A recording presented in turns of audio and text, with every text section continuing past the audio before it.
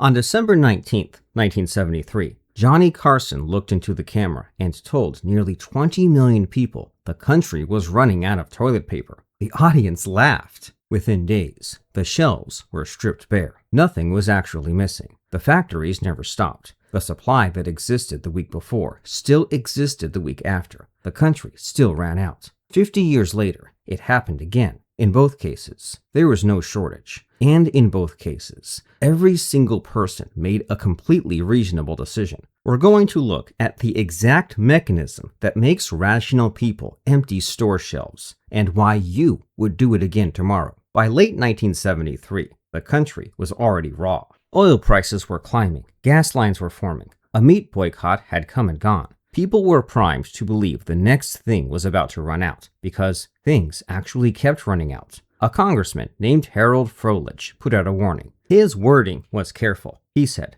"The country may face a serious shortage of toilet paper within a few months."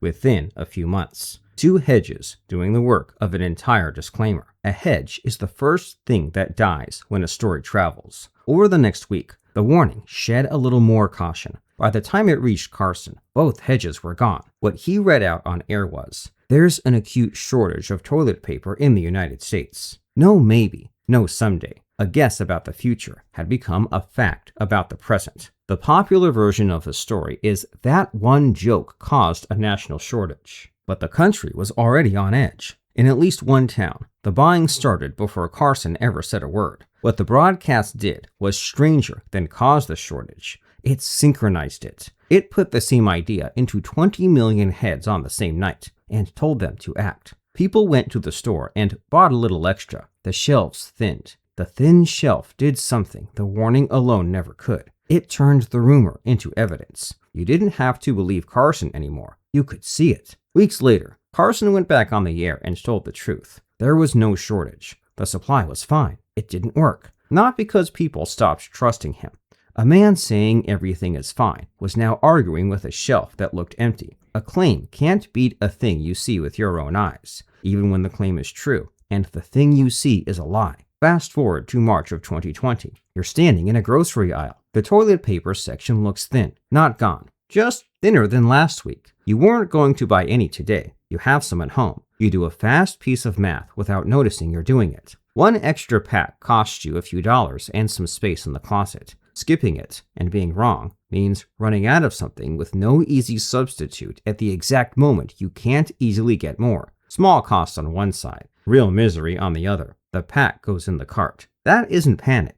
It's one of the most sensible things you could do. There's a name for the feeling underneath it. Anticipated regret. The discomfort you feel in advance. Imagining yourself in front of an empty shelf next week, wishing you'd grabbed one. It isn't fear. It's arithmetic. If your decision was reasonable, so was everyone else's. The shelf was never just the result of people buying. The shelf was information. When you don't actually know whether a shortage is real, you look at what everyone else is doing. An empty space on the shelf is proof that other people already moved, and other people moving is data. Maybe they know something you don't. Under real uncertainty, copying the crowd isn't weakness. It's the smartest move available. Economists call this an information cascade, the point where the crowd's behavior outweighs your own judgment. So the rational thing is to stop trusting yourself and follow them. The single wrong step in the whole chain is the conclusion you draw. You see, other people cleared this shelf an hour ago. You hear, the country is running out. From where you're standing, those two are identical. An empty shelf because the nation has nothing left, and an empty shelf because 40 neighbors got here first. Look exactly the same. The signal was honest. The interference was the mistake.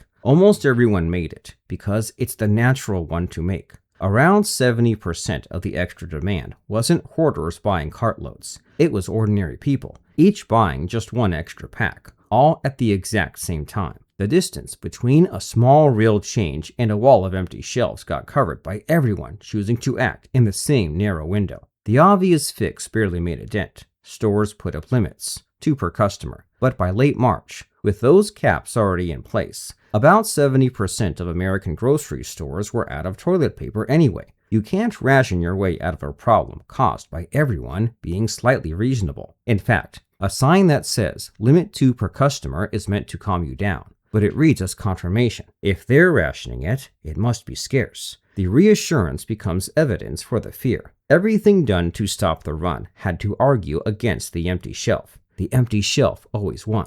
In a crisis, almost nothing is in your control. You can't stop a virus. You can't slow the news. But you can fill a cart and wheel a little control out the door. The toilet paper was just what control happened to look like. You're reading the shelf. But the moment you put that pack in your cart, you become the shelf for the next person. The gap you leave is the evidence that tells them to buy. You're reading the signal and sending it at the exact same time. The shortage doesn't live in a warehouse. It lives in the gap between what the shelf shows and what people think it means. The strangest thing about setting 1973 and 2020 side by side is how little changed. The same warning losing its caveats. The same shelf turning belief into proof. The same reasonable people making the same reasonable bet. The one thing that changed was speed. In 1973, the loop ran on television and word of mouth. In 2020, the photo of the empty aisle reached your phone before you'd left the house. The shelf went digital, and a loop that used to take weeks now took an afternoon. Human nature didn't get worse. The wiring just got faster. Then, as fast as it started, it ended. Once everyone's closet was full, the buying stopped. A year later, there was so much toilet paper that stores were running buy one get one deals to clear it out. That is the final proof there was never a shortage at all. You can't overshoot a thing that was actually running out. A belief that makes itself true the moment enough people act on it. That's the same shape as a run on a bank, a run on currency, a market that falls because everyone's certain it's about to. The item changes, but the loop is identical.